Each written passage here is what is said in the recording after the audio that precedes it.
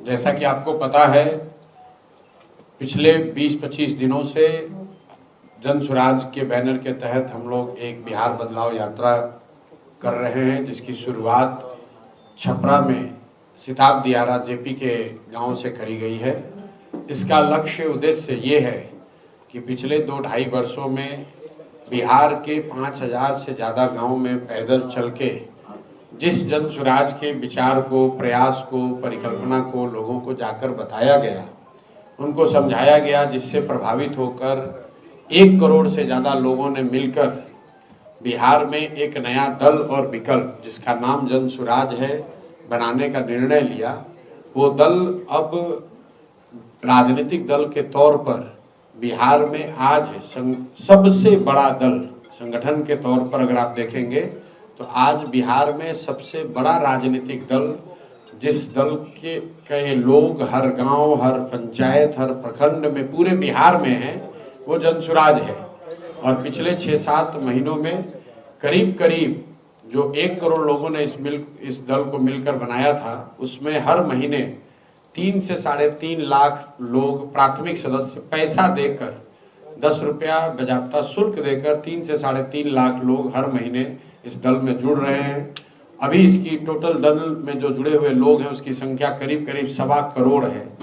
ये आप कह सकते हैं कि बहुत सारे इसमें जो लोग ये ऐसे भी होंगे जो दल से जुड़े हैं, सक्रिय नहीं है, बहुत उनकी कोई गतिविधि नहीं होगी, लेकिन 1.25 करोड़ लोगों का परिवार वाला दल बिहार में कोई दूसरा दल नहीं है। देश की सबसे बड़ी पार्टी भाजपा का भी अपना दावा यह है कि उनके करीब करीब 70 लाख लोग बिहार में उस पार्टी से जुड़े हुए हैं। तो जब ये संगठन का विस्तार एक स्तर पर हो गया है, तो हम लोग अभी बिहार बदलाव यात्रा पर निकले हैं। एक उद्देश्य से ही निकले हैं कि जन स्वराज का जो विचार है, जो प्रयास है, जिसके बारे में आपने सुना, जो बात आपको अच्छी लगी, आपको ये समझ में आया कि ये वो रास्ता है जिससे बिहार की गरीबी, भ्रष्टाचार, अशिक्षा, बेरोजगारी, पलायन खत्म हो सकता है। तो अब वो निर्णायक समय है जब अगले 4 महीनों में जो बात जेपी ने बताई, जो संपूर्ण क्रांति का नारा जेपी ने दिया, जो व्यवस्था परिवर्तन की बात जेपी ने कही, अब बिहार की जनता के सामने विकल्प है।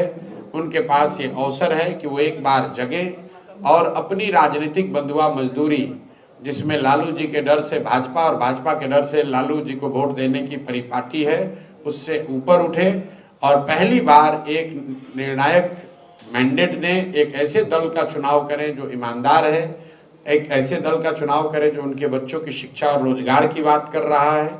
इसी उद्देश्य को लेकर हम लोग निकले हैं।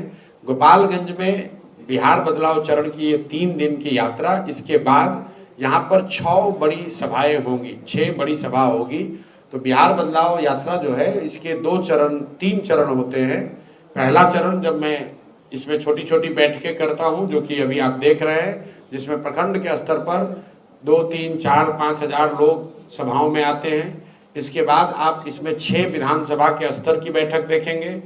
उसके बाद आप यहाँ पर उन बैठकों को देखेंगे जिसमें प्रत्याशियों की बाकायदा घोषणा की जाएगी। उस क्षेत्र के जनता के सामने 10,000, 15,000, 20,000 लोगों के सामने उन प्रत्याशियों की घोषणा की जाएगी जिनका चयन इस पूरी प्रक्रिया के द्वारा किया गया है। तो ये अभी मैं आपको अपनी बात जो अभी हम लोग कर रहे हैं जन स्वराज में, वो बता दिया। अब आपके जो सवाल है वो आप सवाल कर सकते हैं। बहुत बहुत धन्यवाद। सर, सवाल ये है कि एक भाजपा के नेता ने कहा है कि मिट्टी में पाकिस्तान को मिलाने के बाद से प्रधानमंत्री नरेंद्र मोदी सीमा। भाई, पाकिस्तान तो पहले ही से मिट्टी में अपने ही कर्मों से मिला हुआ है। पाकिस्तान जो है वो अपने कर्मों या कुकर्मों की वजह से पहले से ही मिट्टी में मिला हुआ है। उसके लिए मिट्टी में मिलाने के लिए किसी भाजपा के नेता की जरूरत नहीं है। आज़ादी के बाद पाकिस्तान की जो दुर्दशा है, शैक्षणिक हो, आर्थिक हो, सामाजिक हो, विकास का नजरिया हो, पाकिस्तान की तो पहले ही से दुर्दशा है। अब मिट्टी में मिलाने का मतलब क्या है? अगर मिट्टी में मिलाने का मतलब ये है कि आप उस पर बम गिरा देंगे, तो वो तो हुआ नहीं है। पाकिस्तान तो देश है अभी, और जैसा बना था वैसा ही है। हाँ, वहाँ गरीबी होगी, अशिक्षा होगी, बर्बादी होगी, वो तो मिट्टी में मिला हुआ है। और वो किसी भाजपा के नेता की वजह से नहीं मिला है, वो तो वहाँ के जो मिस गवर्नेंस है उसकी वजह से मिला हुआ है। अब उनका जो जियोग्राफिकल कॉन्फ़िगरेशन है एज ए नेशन, वो तो जैसे पहले था वो अभी भी है। ये तो मीडिया के चैनलों ने चलाया कि इस्लामाबाद पर कब्जा हो गया, तो किसी ने बताया पेशावर खत्म हो गया, वो तो बात आई गई हो गई, खत्म हो विजय गई। सिन्हा ने कहा है, बिहार लाइव टीवी, आप लगातार तेज प्रताप यादव की शिक्षा पे कटाक्ष करते हैं और आपकी पार्टी के जो राष्ट्रीय अध्यक्ष हैं, किसके शिक्षा पर? तेज प्रताप तेजस्वी यादव। तेज प्रताप की बात नहीं करते, आपके जो पार्टी के राष्ट्रीय अध्यक्ष हैं उदय सिंह, वो भी खुद 12वीं तक पढ़े हैं सर।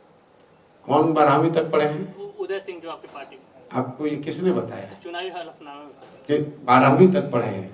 चलिए 9वां फेल तो नहीं ना है? जी जी 9वां फेल। आप बात समझिए, फॉर्मल एजुकेशन का, औपचारिक शिक्षा का आपकी समझदारी से कोई लेना देना नहीं है। ये बात मैं सैकड़ों बार बता चुका हूँ। आप बहुत कम पढ़े लिखे होकर भी बहुत समझदार व्यक्ति हो सकते हैं और बहुत पढ़ा लिखा व्यक्ति भी बेवकूफ़ हो सकता है। अब आप पूछेंगे कि अगर ऐसी बात है तो मैं तेजस्वी यादव के 9वीं फेल की बात क्यों करता हूँ? इस बात को पहले आप समझिए। 9वीं फेल की बात इसलिए करता हूँ कि तेजस्वी यादव के माँ बाप दोनों मुख्यमंत्री थे। ऐसा नहीं है कि वो किसी ऐसे गांव में रहते थे, किसी ऐसे परिवार में उनका जन्म हुआ जहां लोग उनको पढ़ा नहीं सकते थे। तेजस्वी यादव बजाप्ता डीपीएस आरके पुरम में पढ़ते थे, वहां 9वीं क्लास पास नहीं कर पाए। तर्क ये दिया गया कि भैया ये पढ़ाई नहीं करेंगे, ये क्रिकेट खेलेंगे। तो आप लोग तो सब क्रिकेट के प्रशंसक तो जरूर होंगे, जानकार हो या न हो। तो तेजस्वी यादव ने कितना बड़ा क्रिकेट में अपना नाम किया है ये भी आपको पता होगा। उनके पिताजी लालू यादव ने संसद भवन में ये खुद खड़ा होकर खुद कहा कि मैंने अपने बेटा को क्रिकेट खेलने के लिए भेजा था और मैं देखता हूं कि वो पानी बोतल लेकर दौड़ रहा है। लेकिन मान लीजिए एक बार तेजस्वी यादव की बात को मान लिया जाए कि वो क्रिकेट खेलते थे, तो क्रिकेट को छोड़े हुए तो आज करीब 20 वर्ष हो गया। उसके बाद आकर आपने पढ़ाई क्यों नहीं की? आप गांव देहात में सुनते हैं, बहुत सारी महिलाएं बच्चे ऐसे आपको मिलेंगे, महिलाएं कहती हैं कि भैया हम अपने जब शादी हुआ उसके बाद हमको हमारे पति ने पढ़ाया, हमारे बाबूजी के यहाँ पढ़ने की सुविधा नहीं थी, उस गांव में विद्यालय नहीं था, हम पढ़ नहीं पाए। शादी के 10 बरस के बाद बच्चे थोड़े बड़े हो गए तो हमने मैट्रिक किया, हमने ग्रेजुएशन किया। ये आपको क्या दिखाता है? ये दिखाता है उस महिला का, उस व्यक्ति का शिक्षा के प्रति नजरिया क्या है, क्योंकि उसको मालूम है कि शिक्षित होना अपने आप में एक बहुत बड़ी उपलब्धि है। जब आप मुख्यमंत्री के लड़के हैं, माँ बाप मुख्यमंत्री हैं और आप न पहले पढ़े न बाद में पढ़े, क्रिकेट छोड़ने के बाद पढ़ लेते। सचिन तेंदुलकर जैसे व्यक्ति भी 12वीं क्लास का जाकर परीक्षा दिए, लेकिन तेजस्वी यादव आज तक न पढ़े न कभी उस दिशा में कोई प्रयास किया। भाई आप क्रिकेट खेलना छोड़ दिए थे, आप उसके बाद आकर बिहार में मैट्रिक पास हो जाते। भाई अभी से पास हो जाओ। ये दिखाता है कि शिक्षा के प्रति आपका नजरिया क्या है, सरस्वती की कृपा को आप कितना समझते या नहीं समझते हैं। आपको खाली लक्ष्मी की चिंता है, आपको बाहुबल की चिंता है, आपको ये पता ही नहीं है कि जब तक ज्ञान नहीं होगा, जब तक सरस्वती की कृपा नहीं होगी, जब तक शिक्षा के प्रति सम्मान नहीं होगा, तब तक आप आगे जीवन में कुछ बड़ा नहीं कर सकते हैं। तो बात शिक्षा के प्रति नजरिए की है, सिर्फ डिग्री की नहीं है। आजकल बिहार सरकार पर आरोप लग रहा है कि जमाई आयोग गठित हो रहा है। नहीं, ये तो देखिए, जितने ये आयोगों का गठन हो रहा है या तबादले हो रहे हैं या सरकारी निर्णय हो रहे हैं, उसमें एक बात बिल्कुल साफ है कि कहीं ना कहीं नीतीश कुमार उसमें उन निर्णयों में शामिल नहीं है, वो सिर्फ दस्तखत कर रहे हैं। क्योंकि ये सब कुछ नीतीश कुमार जी की जो 20 साल की राजनीति करने की शैली रही है, जो राजनीति और सरकार चलाने का उनका तरीका है, उससे उलट हो रहा है। नीतीश कुमार ने कभी राजनीतिक गतिविधियों पर, रैलियों पर रोक नहीं लगाई। पहली बार ऐसा हो रहा है कि विपक्षी पार्टियों को रैली करने में, सभा करने में, राजनीतिक कार्यक्रम करने में तकलीफ आ रही है। उनको प्रशासन परेशान कर रहा है, उनको परमिशन नहीं दे रहा है। वो चाहे हम लोग का कल्याण बिहार न जाने देना हो या राहुल गांधी को दरभंगा में न जाने देना हो। दूसरी बात, जितने तरह के तबादले हो रहे हैं, आप खुलेआम सुन रहे हैं कि बिहार में छोटे से छोटे पद पर भी 20 लाख, 30 लाख, 50 लाख रुपया का दुकान खुला हुआ है, पैसा दीजिए, ट्रांसफर कराइए। तीसरी बात, आप जो देख रहे हैं आयोग वगैरह में जो नियुक्तियां हो रही हैं, ये सब परिवारों के लोग हैं और ये किनके परिवार के लोग हैं? वही 4-5 लोग हैं जिन पर ये आरोप है कि ये नीतीश कुमार जब शारीरिक मानसिक तौर पर थक गए हैं, मानसिक तौर पर अस्वस्थ हो गए हैं, उनको पता नहीं चल रहा है कि क्या हो रहा है, तो ये लोग नीतीश कुमार के इर्द गिर्द जो बैठे हुए हैं उनका लाभ उठा रहे हैं और अपना हित साध रहे हैं, पैसा लूट रहे हैं, अपने परिवार को के लोगों को इन जगहों पर भेज रहे हैं। तो ये बात कौन किस आयोग में गया इतना महत्वपूर्ण नहीं है। बिहार की जनता के लिए महत्वपूर्ण ये है कि कहीं न कहीं नीतीश कुमार, जो मैं बात पिछले 3 महीने से कह रहा हूं, मानसिक शारीरिक तौर पर स्वस्थ नहीं है, जिसकी वजह से ये सब चीज हो रहा है। पीएम मोदी से एक बयान आया कि नीतीश कुमार के जो लड़का है वो राजनीति नहीं कर सकते, आखिर क्यों ऐसा? किसने बोला कि नहीं? आप पहले तो आप लोग पत्रकारिता करते हैं तो सीखिए पहले बात की क्या कहा है। सकना और करना दोनों दो बात है। हमने ये नहीं कहा है कि नहीं कर सकते हैं, मैंने ये कहा है कि जितना मैं समझता हूं नीतीश कुमार के लड़के राजनीति में ना हैं ना भी आने वाले हैं। अब ये रोज जो आप लोग सूचना चला रहे हैं टीआरपी और व्यूज के लिए, वो क्यों चल रहा है? पिछले 5 महीना से आप लोग रोज चला रहे हैं। क्यों चला रहे हैं? कि हमको व्यू आए, हमको यूट्यूब पर ज्यादा लोग देखने लगे, और इसको हवा देने का काम राजद के लोग कर रहे हैं। मैंने उसका कारण भी बताया, वो इसलिए कर रहे हैं कि लालू तेजस्वी जैसे लोग ये चाहते हैं कि नीतीश कुमार का एक चीज जो बचा हुआ है कि ये परिवारवाद नहीं करते हैं, अगर किसी तरीके से उनका लड़का राजनीति में उसको खींच के लाया जाए तो ये एक बची खुची जो थोड़ी बहुत जमा पूंजी है ये भी खत्म हो जाएगी, और हम लोग कहेंगे घूम के कि भैया हम अकेले नहीं है परिवारवाद करने वाले, बिहार में हर व्यक्ति परिवारवाद कर रहा है। आप मुझे बताइए, क्या नीतीश कुमार ने कभी कहा कि उनका लड़का आ रहा है राजनीति में? क्या जदयू के किसी प्रवक्ता ने आधिकारिक तौर पर यह कहा कि उनका लड़का, नीतीश कुमार का लड़का राजनीति में आने वाला है? क्या नीतीश कुमार के लड़के ने यह कहा कि हम राजनीति में आने वाले हैं? तो आप लोग किसी के, मतलब ये इतनी गलत बात है। जो व्यक्ति राजनीति में नहीं है उस पर आप लोग रोज टीका टिप्पणी जबरदस्ती कर रहे हैं और करवा रहे हैं। बात देखिए, नीतीश कुमार से मेरा कोई व्यक्तिगत विरोध नहीं है, और इतनी मर्यादा आप लोग को रखनी चाहिए। लालू जी के भी जो बच्चे हैं जो राजनीति में नहीं है, उस पर काहे आप टीका टिप्पणी कीजिएगा भाई? हम तो आपके भाई पर, आपके बेटे पर कोई टिप्पणी नहीं कर रहा है। तो जिसका लाइफ राजनीतिक सामाजिक जीवन में है उस पर आप 100 सवाल कीजिए। जो राजनीतिक सामाजिक जीवन में नहीं है, इतनी मर्यादा तो रखिए, उस पर क्यों टिप्पणी कर रहे हैं? और दूसरे को मजबूर भी कर रहे हैं कि आप भी बोलिए। पिछले 6 महीना से हम बोल रहे हैं कि भाई जो आज व्यक्ति राजनीति में नहीं है उस पर टीका टिप्पणी करना वो मर्यादा के खिलाफ है, कम से कम मेरी मर्यादा के खिलाफ है। आपको अपना यूट्यूब चलाना है, चलाते रहिए। जसौली की धरती पे मोदी जी और नीतीश जी का रैली होने वाला है 20 तारीख को जी। खबर यह है कि प्रशांत किशोर 19 तारीख को जिला में जो बैठक कर रहे हैं उस रैली को रोकने के लिए कर रहे हैं। मेरे भाई, हम तो पिछले 1 महीना से दौड़ रहे हैं। प्रशांत किशोर इतने छोटे व्यक्ति हैं, कहाँ प्रधानमंत्री और कहाँ प्रशांत किशोर? आप देश के प्रधानमंत्री जसौली में बैठक कर रहे हैं, और प्रशांत किशोर जो मुखिया भी नहीं है, वार्ड सदस्य भी नहीं है, हम गोपालगंज में लोगों से मिल रहे हैं। इन दोनों में क्या तुलना है? मोदी जी आ रहे हैं, उस विषय पर आइए कि भाई मोदी जी आ रहे हैं। क्यों आ रहे हैं? क्योंकि सामने चुनाव है। क्योंकि इससे पहले तो जब चुनाव नहीं था तब मोदी जी बिहार तो नहीं आ रहे थे। बड़ी बात यह है कि जब वो आ रहे हैं जसौली में, तो जो सभा आयोजित की जा रही है उसमें बिहार सरकार का, बिहार की गरीब जनता का कितना रुपया खर्च किया जा रहा है। बड़ी बात यह है। बड़ी बात यह है कि क्या उस रैली में मोदी जी इस बात का जवाब देंगे कि 2015 में आरा में जिस 1,25,000 करोड़ रुपए के पैकेज की उन्होंने बात कही थी, क्या 15 के बाद उन्होंने पैसा, वो पैकेज बिहार को दिया या नहीं दिया? क्योंकि केंद्र में और राज्य में दोनों जगह मोदी जी की एनडीए की सरकार है। तो अगर मोदी जी ने पैसा भेजा तो पैसा गया कहाँ? भाई बात तो दो ही हो सकती है, या तो मोदी जी ने 2015 के बाद 1,25,000 करोड़ पैसा भेजा नहीं, या फिर वो पैसा भेजा और बिहार की एनडीए की सरकार ने, भाजपा जदयू की सरकार ने उस पैसे को लूट लिया। क्योंकि जमीन पर आपको हमको तो कहीं 1,25,000 करोड़ का पैकेज का काम दिख नहीं रहा। तो बड़ी बात यह है कि मोदी जी उसका जवाब दें।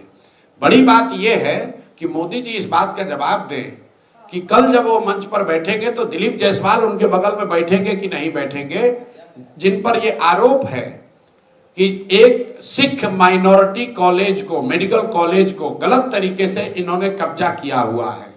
मोदी जी को इस पर जवाब देना चाहिए कि उनके पार्टी के राज्य के अध्यक्ष दिलीप जायसवाल जिस कॉलेज में कभी क्लर्क होते थे, आज उस कॉलेज के वो मालिक हैं, कैसे बन गए। और उस कॉलेज में जो सिखों के सिख माइनॉरिटी एक्ट के तहत जिस कॉलेज की स्थापना की गई है, उसका मालिकाना हक दिलीप जायसवाल के पास कैसे है। और वो अगर प्रधानमंत्री के बगल में बैठेंगे तो उस पर प्रधानमंत्री को बोलना चाहिए कि भाई किस आधार पर उनका चयन किया गया है।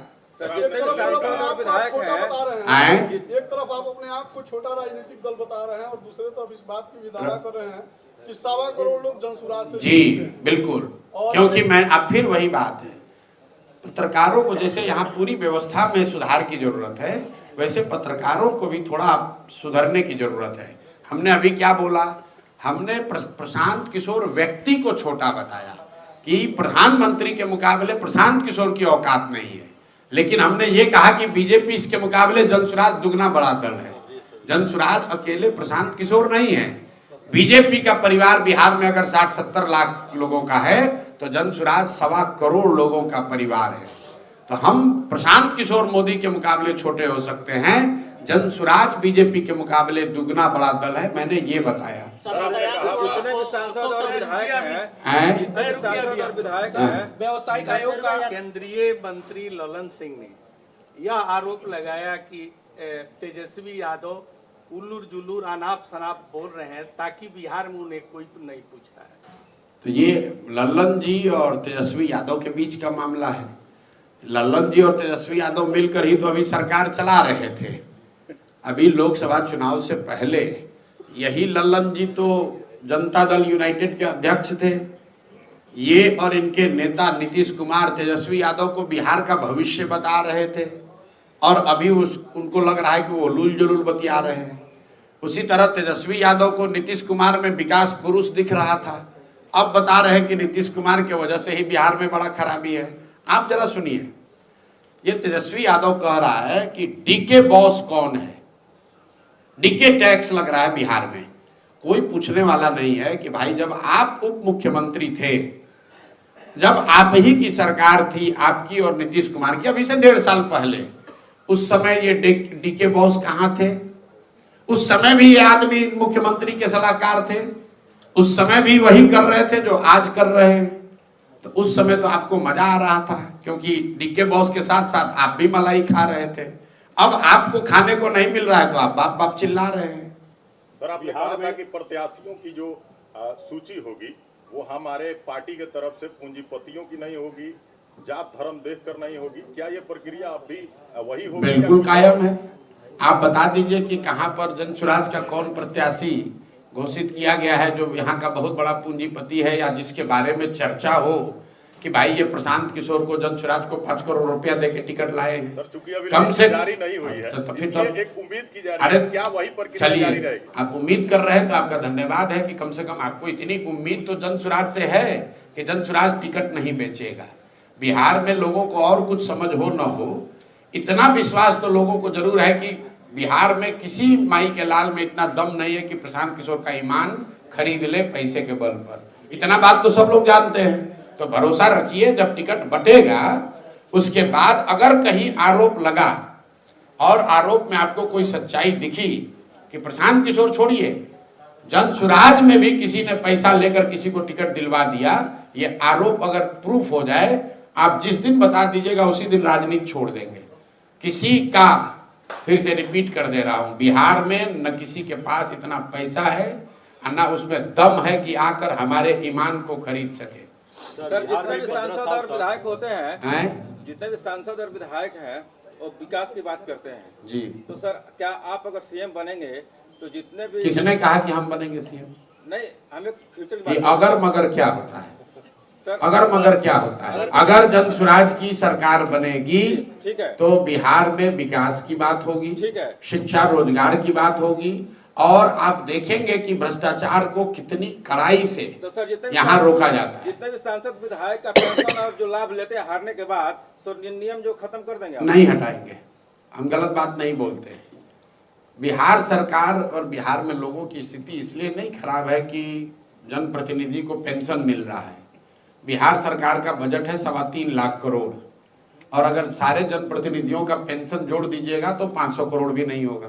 500 करोड़ भी बड़ी राशि है, उसको भी देखा जाएगा, लेकिन उसी 500 करोड़ की वजह से बिहार गरीब नहीं है। आप लोग, इसको अंग्रेजी में कहावत है, missing the jungle for the wood, मतलब जंगल जल रहा है वो नहीं देख रहे, लकड़ी पकड़ के बैठे हुए हैं।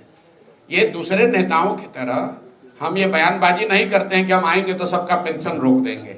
हम तो ये चाहते हैं कि जनप्रतिनिधियों का पेंशन और बढ़े, लोग इतनी तरक्की हो कि बिहार में लोगों की आमदनी बढ़े, लोगों को रोजगार बढ़े और जनप्रतिनिधियों का भी मानदेय बढ़े।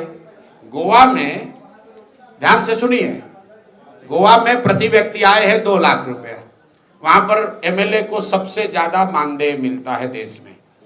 बिहार में प्रति व्यक्ति आय है देश में सबसे कम, और यहाँ सबसे कम लोगों को मिलता है मानदेय।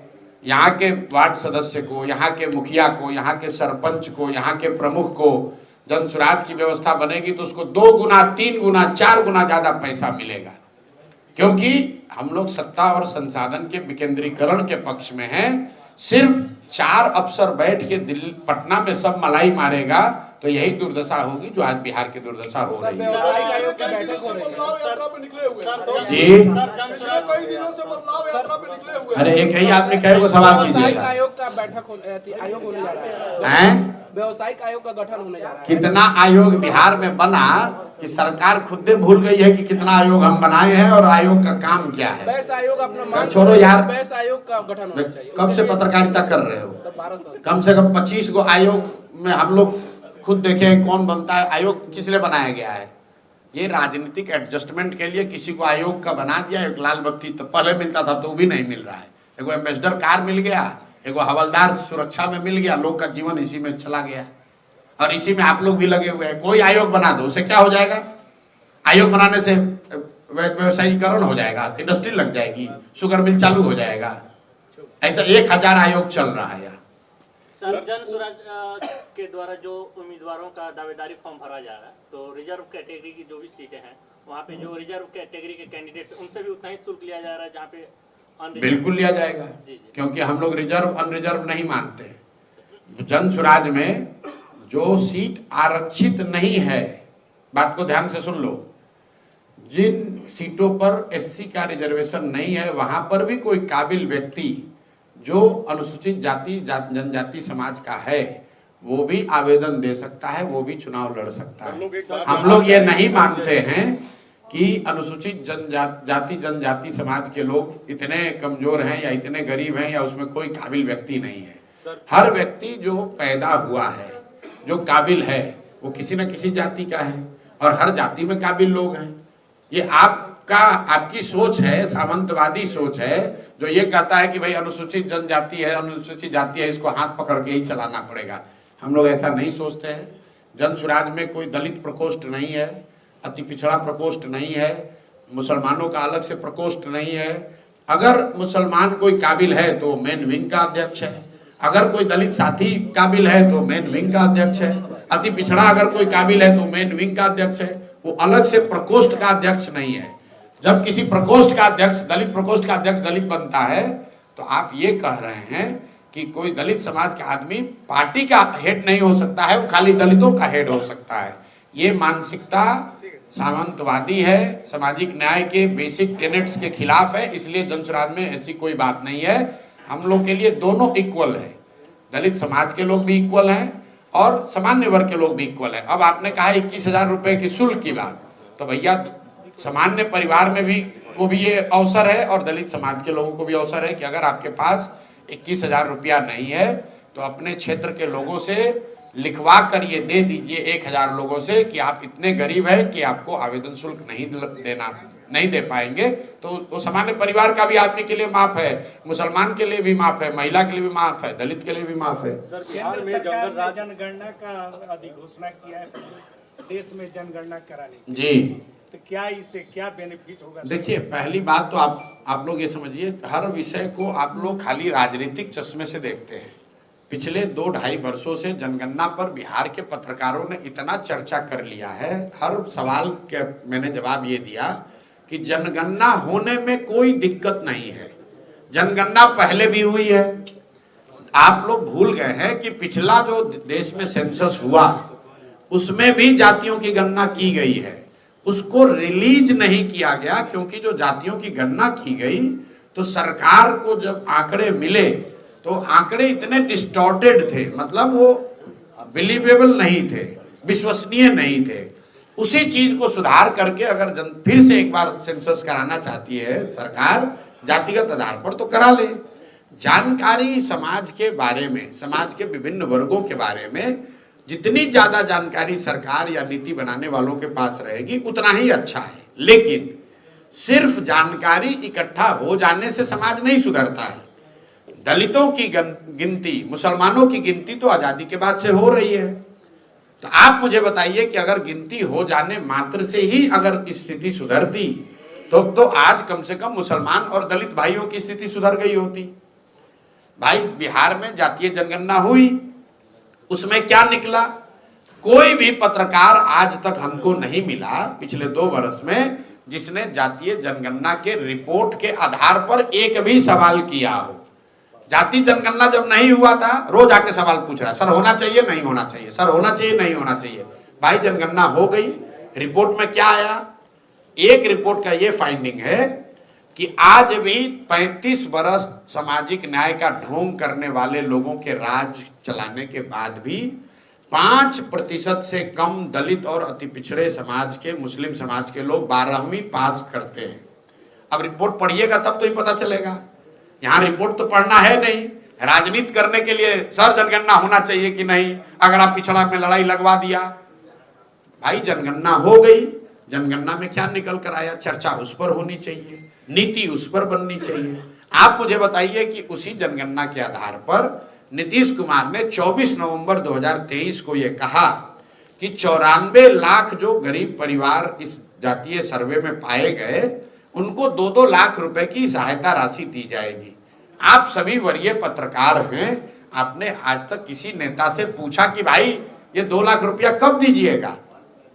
आप लोग तो पूछिएगा नहीं। आप लोग को भी तो खाली मसाला चाहिए। समाज की ये दुर्दशा क्यों है? क्योंकि बताने वाला और पूछने वाला दोनों को विषय से मतलब नहीं है। भाई, जातीय जनगणना हो बहुत अच्छी बात है, लेकिन उसका फायदा तब होगा जब जातीय जनगणना में जो रिपोर्ट आए उस पर काम हो। आप लाइब्रेरी में जाइएगा, उसमें बहुत किताब है, तो उससे उसको पढ़ के न्यूटन आइंस्टीन हो जाइएगा। जब तक उस किताब को पढ़िएगा नहीं, जब तक उसको समझिएगा नहीं, तब तक किताब को देखने से क्या हो जाएगा? लाइब्रेरी में हम जाएंगे तो हम विद्वान हो जाएंगे। लाइब्रेरी में जाकर हमें पढ़ना पड़ेगा, उसकी समझ बनानी पड़ेगी। तो जातीय जनगणना हो, इसमें कोई नुकसान नहीं है। समाज के उन वर्गों को भी जिनको ये डराया जा रहा है कि जातीय जनगणना से तुम्हारा नुकसान होगा, उनको भी मैं कहता हूं कि आपको डरने की जरूरत नहीं है। ये सिर्फ जातीय उन्माद फैलाकर राजनीतिक रोटी सेकने का प्रयास है। आप जनगणना होने दीजिए। समाज का जो वर्ग पीछे छूट गया है उसको आगे बढ़ाने का हर संभव प्रयास होना चाहिए, और उस प्रयास में सब लोग शामिल होने चाहिए।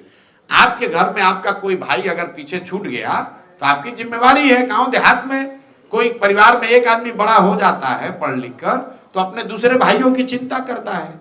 तो वैसे समाज में, राष्ट्र के स्तर पर, राज्य के स्तर पर भी जो भाई बंधु अगर कोई पीछे छूट गए उनको आगे बढ़ाने का सकारात्मक और ईमानदार प्रयास होना चाहिए। सिर्फ गणना के नाम पर एक दूसरे को लड़ाना नहीं चाहिए। पवन सिंह और मनीष कश्यप में आपके जनसभा में शामिल हो रहे हैं, इस पे क्या कहेंगे सर? भैया, हमको तो नहीं जानकारी है। हम तो सोशल मीडिया के पे पूरा चर्चा भाई, है सोशल मीडिया पर तो ये चला कि 2025 में चिराग पासवान 243 सीट लड़ेंगे, लड़ रहे हैं। सोशल मीडिया पर तो ये चला कि नीतीश के लड़के राजनीति में आ गए।